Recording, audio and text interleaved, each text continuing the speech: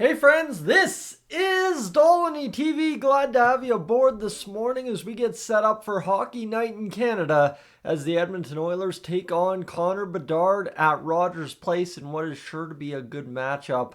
Obviously, you got Connor versus Connor, and you got a whole bunch of other storylines, including Calvin Pickard starting for the Oilers, and of course, as well, the Oilers trying to get their first win of the victory after laying a 6-0 bad game against the Winnipeg Jets. But before we get to what we're actually talking about today, I want to make sure you consider hitting that subscribe button if you want to come on back for the live coverage tonight of the Oilers game against Chicago.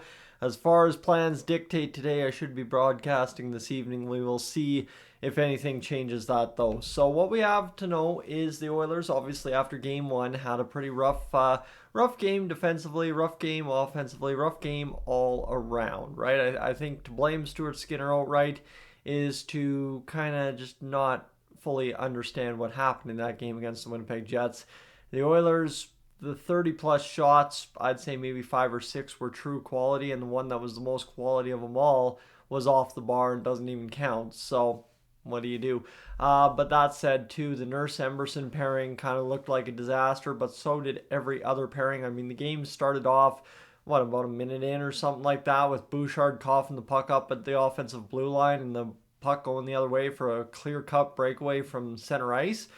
You can't have that happening, and obviously that's where we know we have to upgrade on the defensive side of things. So, all right, let's go here and talk about a guy in Toronto who's on the trade bait list right now when it comes to Timothy Liljegren, and a guy that, he's had some time in Toronto, but just hasn't quite grabbed a hold of a role that continues to develop as opposed to a role that diminishes as soon as playoff time comes around. So this quote from Elliot Friedman the other day, it does sound like Toronto is pretty actively working on this here. This is not something like where with Robinson where it was we'll do it at our own pace where the boss is here. I think this one is more like they are motivated to see if there's something that they can do. So Liljegren carries a $3 million cap hit. That's the only thing. He's kind of, as Luke Fox put it on Quick Shifts on Sportsnet today, paid like a top 4 defenseman and has played more similarly to a third pairing defenseman for the Leafs over the tenure of his career. The guy is yet to play a game this year. He had 23 points last season, 18 the year before in 55-67 games, and then 23 and 61 back in 21-22. So it's not like Liljegren, and especially too, his ice time's above the menial third pairing. 1940 last year, you got 1755 the year before, 1624 the year before that. So it's not like the guy doesn't play minutes. It's just, I think the biggest strike I've been able to find on Liljegren here, just doing some research for today's video, is the fact that in the playoffs, there's a reason he gets his minutes cut, because the Leafs are more willing to play a more physical, more sizey, more gritty, whatever you want to say, defenseman on the back end compared to Liljegren. I know he's 6'1", a bigger guy, but still not one of those trees that usually help you win the old Stanley Cup, right? When we're talking about trees, we're talking about like guys that are 6'4", 6'5" on the back end. It's just hard to get around them. They punish you every time you move in their vicinity, right? And obviously Liljegren being at 6'1" and potentially a little bit softer than guys like that. Of course, Toronto, a team that's been notoriously soft in the playoffs, is looking to change that identity when it comes playoff time, and I understand that's how Liljegren could possibly fall victim to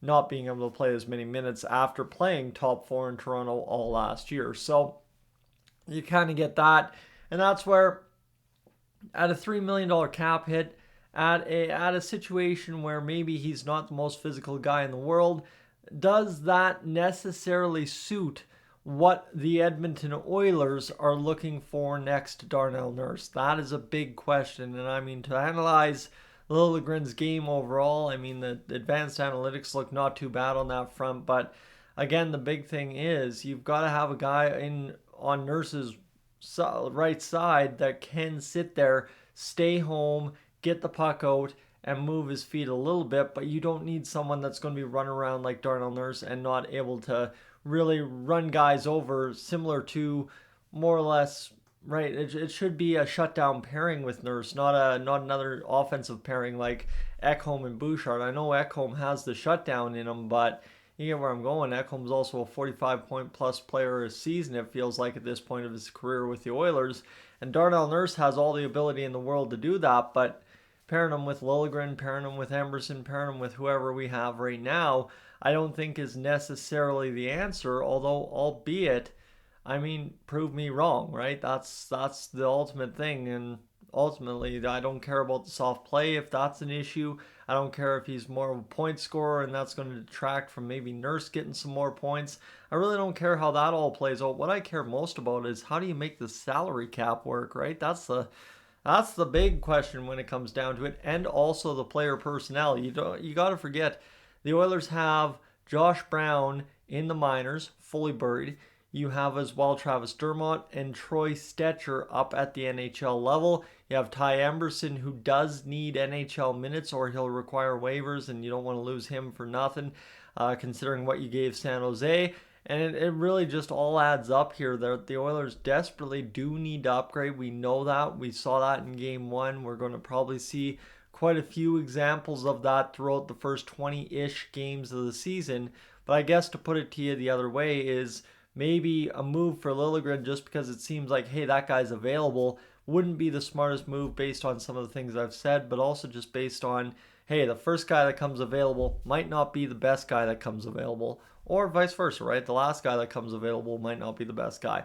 It worked out for the Oilers back a few seasons with Matthias Ekholm, but it's one of those situations this year where I don't know if we have to rush. We're not going to lose every game 6-0.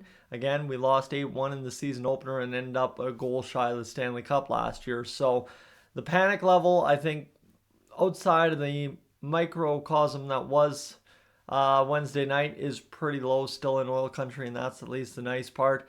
Yes, would we like Stewie to come out and stop every puck and get 82 shutouts a year? Absolutely. Not going to happen, but still, we'd absolutely love that.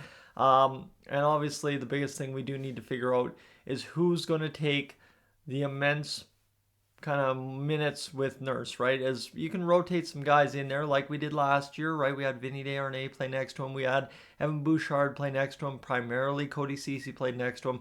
But you gotta have somebody that is going to play that majority of the minutes like Ceci did last year. And at current tonight, you've got a guy like Travis Dermott slotting in there, but I don't truly know if a guy like Timothy Liljegren could be an answer. But again, for the Oilers, this is more or less an exercise in, there's guys available already, right? That's what I'm saying here. There's guys coming available, right-hand shots that are available already.